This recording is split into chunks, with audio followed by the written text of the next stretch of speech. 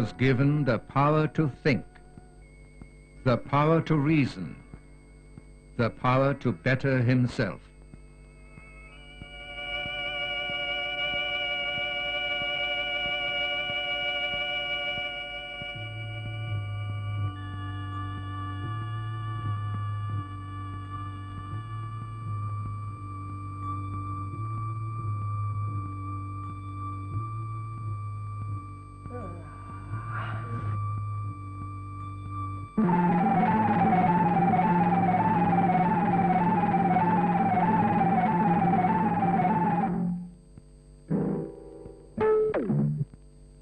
A thought strikes him.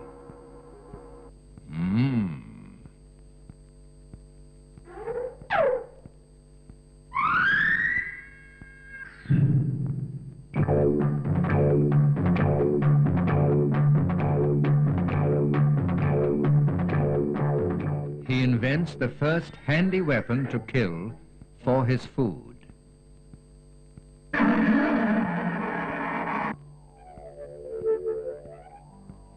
The victor records the animal he stalks and lives on, the first folk art.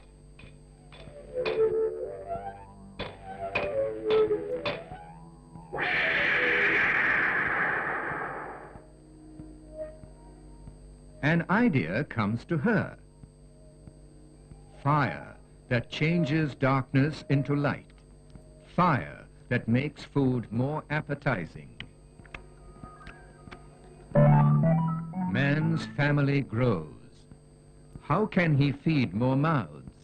So, man the hunter is on the march for other kinds of food.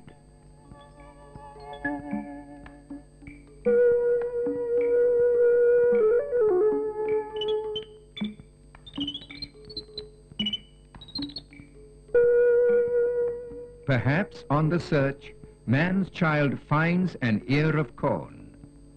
Being hungry, he gobbles it.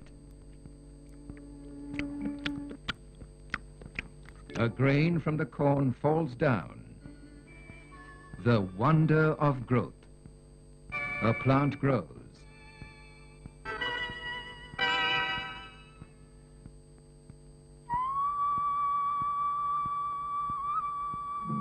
From being a forager for food, man becomes a settler and farmer, growing the food he needs.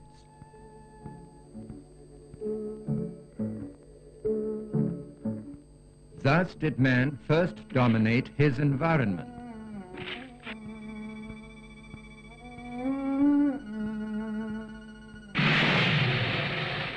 Thus came about man's great invention, the wheel, speeding up the tempo of his life. Mohenjo-daro, a flourishing Indian city that existed some 5,000 years ago. Man's creativity knew no bounds, nor his perversity. He fought with fleeter weapons to conquer his own kind, foreigners, or his own flesh and blood. If peace resulted, his will to kill was directed at every other living species.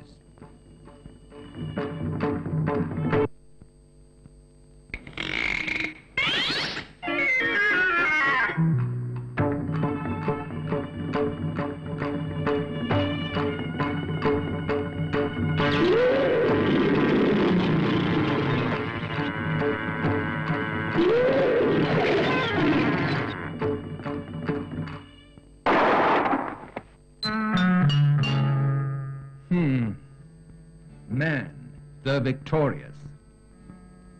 Man with blood on his mind, blood on his hands, blood on his soul. More than half of the world's known animals have perished thanks to man since 1900. And the present estimate is that one animal species or subspecies will become extinct each year.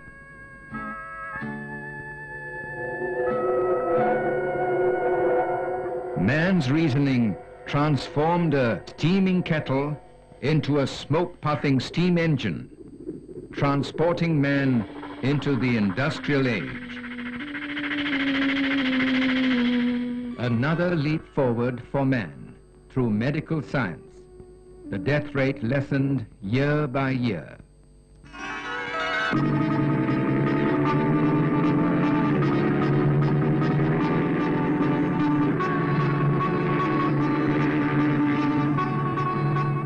To cope with increasing traffic, former country roads prey like pythons, gorging valuable virgin land.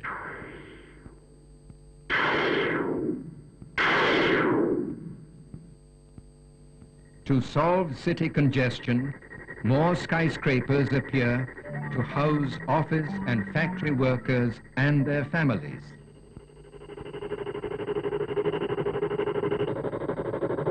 Nature's sentinels that once marked out the highway wither and die, to be replaced by man's shabby handiwork, where disease and death abound.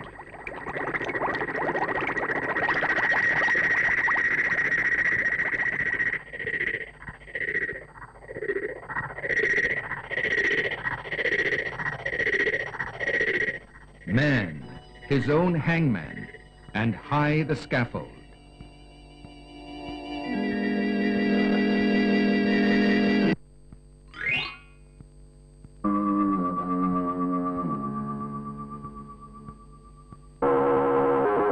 No other living creature has helped man in creating a polluted world.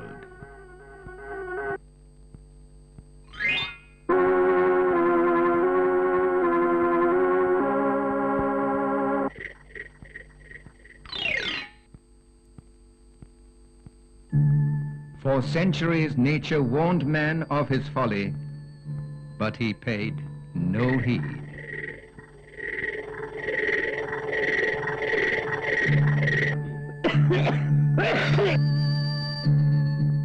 In 1952, London smog killed 4,000 people in 4 days.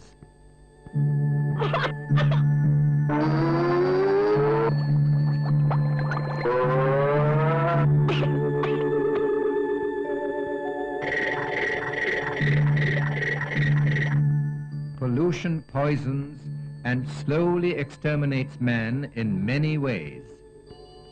Emphysema, the fastest growing cause of death.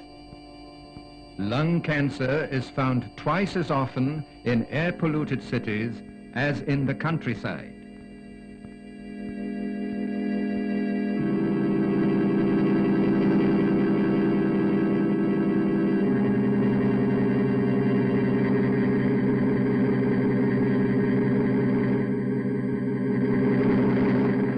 Every human being in the world breathes some 16 kilos of air each day in order to live. Is the future of man to be bounded by a gas mask? The answer lies with each one of us.